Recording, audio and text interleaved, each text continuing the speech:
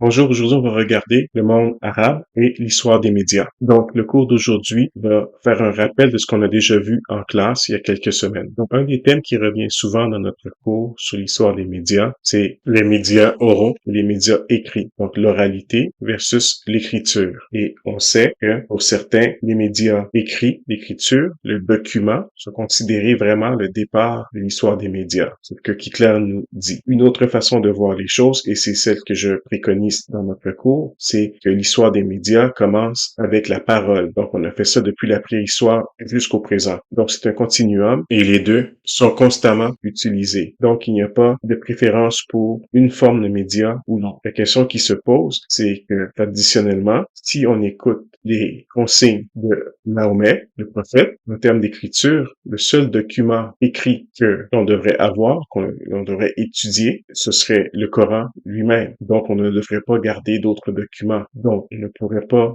répertorier notre histoire avec le document, avec l'écriture. Évidemment, cette position est intenable et ne représente pas du tout la réalité du monde arabe, qui a une grande richesse d'écriture qui dépasse le Coran. Donc, ce n'est pas que le Coran qui est écrit, tout est écrit. Et grâce aux Arabes, le monde scientifique, l'héritage des Grecs, de la Grèce antique, a été préservé grâce à cette écriture arabe et qui a pu être traduite plus tard et réutilisée en Occident et le reste du monde. De la même façon que Platon disait que l'écriture n'était pas nécessaire, que la parole devait être la reine, si les propos de Mahomet, du prophète, sont véridiques, lui aussi limitait le savoir aux traditions orales. Donc, d'un côté ou de l'autre, on voit qu'il y a des personnages, des gens qui préfèrent les approches orales et d'autres qui préfèrent la suprématie de l'écriture. Nous, dans notre cours, les deux sont bons, l'écriture et l'oralité. Ce sont tous des médias nécessaires quand on veut comprendre l'histoire des médias, et surtout celle du monde arabe. J'aimerais faire un rappel aussi que le Coran, au départ, était de tradition totalement orale. C'est plus tard qu'il a été traduit en écriture, qu'il a été écrit. Donc, tout le savoir du Coran, avant que les experts, les gens qui étaient témoins des propos de Mahomet, ont décidé de garder la mémoire de cette écriture, la mémoire de ce savoir religieux, en le transférant en écriture. Et il y a aussi une partie du Coran, comme vous le savez, qui nous provient de l'Ancien Testament et du Nouveau Testament. Donc, les traditions écrites avec le Coran étaient là dès le départ. La partie coranique a été rajoutée par Mahomet. Elle était sous forme orale.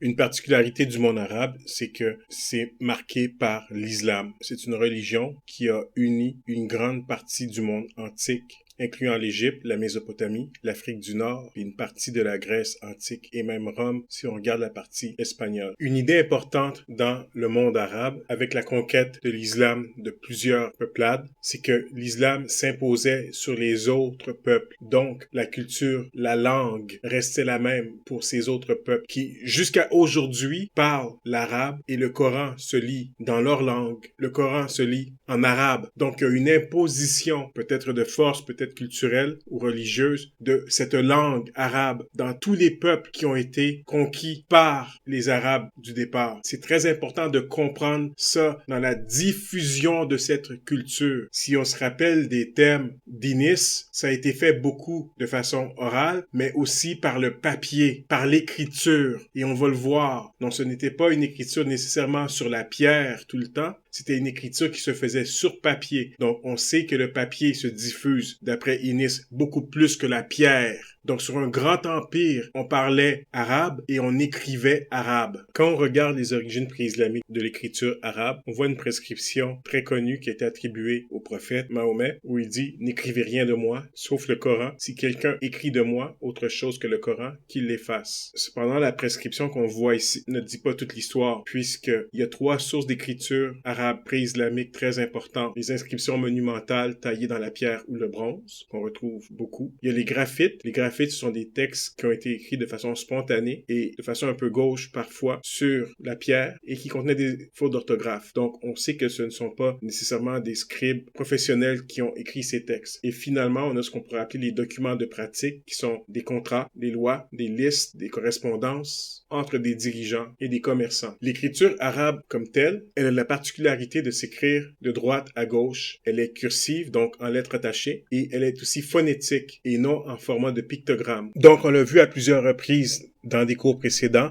que les langues écrites qui étaient en format de pictogrammes transmettent des idées et représentent des symboles, tandis que les lettres plus phonétiques s'accordent mieux avec la langue parlée. Donc, c'est ce qu'on peut voir ici. Mais puisqu'on vient juste de discuter du fait que l'arabe, et par le Coran, était transmis à plusieurs peuples qui ont été conquis par les Arabes musulmans, et que cette langue arabe est parlée par ces autres peuples, on peut se poser la question du fait que ce langage n'est pas du tout en format de pictogramme, mais est bien phonétique, ce qui renforce l'idée que les peuples conquis par les Arabes devaient apprendre l'arabe pour être capables d'utiliser ce script. Donc, un renforce l'autre. Ici, ils doivent parler arabe, qui est une langue phonétique, et en même temps, il n'y a pas d'espace pour écrire leur langue avec ce script. Maintenant, on sait que les Iraniens l'ont fait. En Perse antique, ils ont adopté cette langue arabe. Ils l'ont adaptée pour leurs besoins en langage iranien, mais quand même, ils étaient capables de lire cette langue en arabe avec les intonations phonétiques qui viennent avec. Avec le Coran, l'écriture a été encouragée pour fixer le texte du Coran qui était mémorisé et donc qui était connu de façon et de tradition orale auparavant. Donc, l'ajout de voyelles a aussi été influencé par le Coran parce qu'il fallait que le texte qui avait seulement des consonnes auparavant soit beaucoup plus clair. Il fallait que son sens, que le lecteur le comprenne clairement.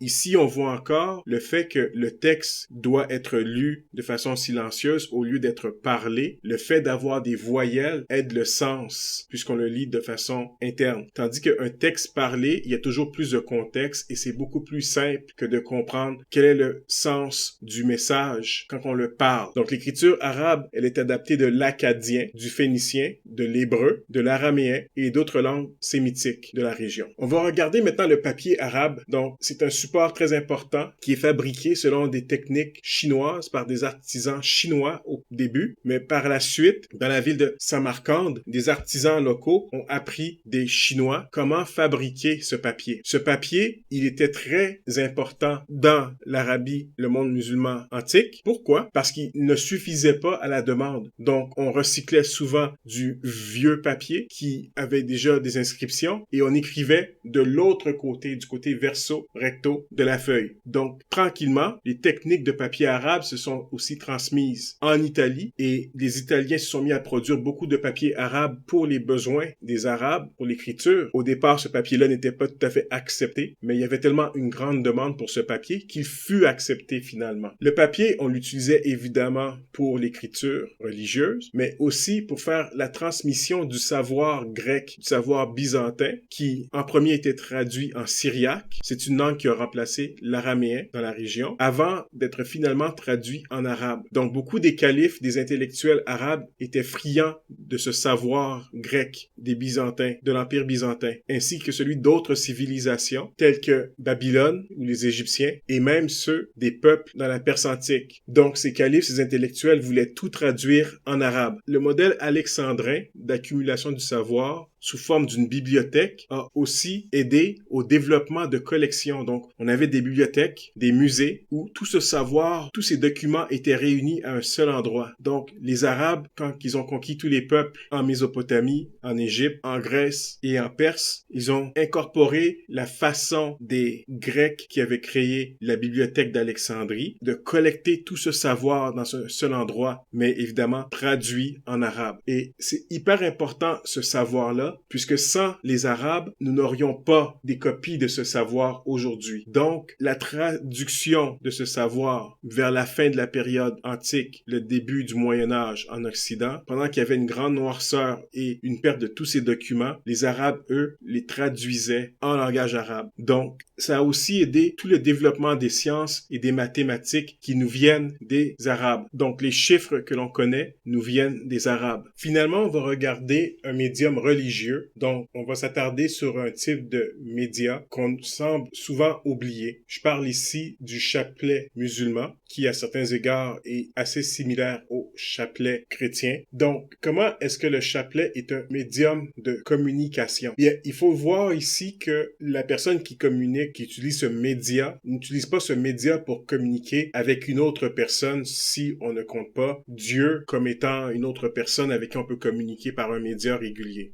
Non, ici, cette personne utilise son chapelet pour se rappeler de prières et de récitations. Pourquoi est-ce que c'est un média? Bien, il y a 99 perles sur ce chapelet et chacune d'entre elles rappelle un des noms différents de Dieu. Donc, étant un média, ça nous permet de compter, de mémoriser et ensuite, de façon orale ou même en recueil personnel en prière silencieuse, d'évoquer une information que le média, qui est le chapelet, nous permet de garder. Donc, on pourrait dire c'est une espèce d'aide-mémoire. C'est comme si j'avais un carnet de notes et que j'inscrivais des prières ou des informations religieuses sur ce carnet de notes. Il n'y aurait aucune question où on pourrait se poser est-ce que c'est un média? Mais ici, ce chapelet-là, évidemment, c'est un média de recueil personnel, mais il reste quand même un média parce qu'on peut compter avec lui. On se souviendra qu'à Babylone, il y avait des médias comme ça qui nous permettaient de compter les choses. Ici, on compte des prières, on compte des noms divins, mais on compte quand même. Donc, ce chapelet reste un médium religieux prépondérant dans la civilisation musulmane arabe. C'est tout ce que j'avais à dire pour le côté des médias et du côté du monde arabe. Il y a beaucoup plus que je pourrais dire, mais ça suffit pour ici. À bientôt.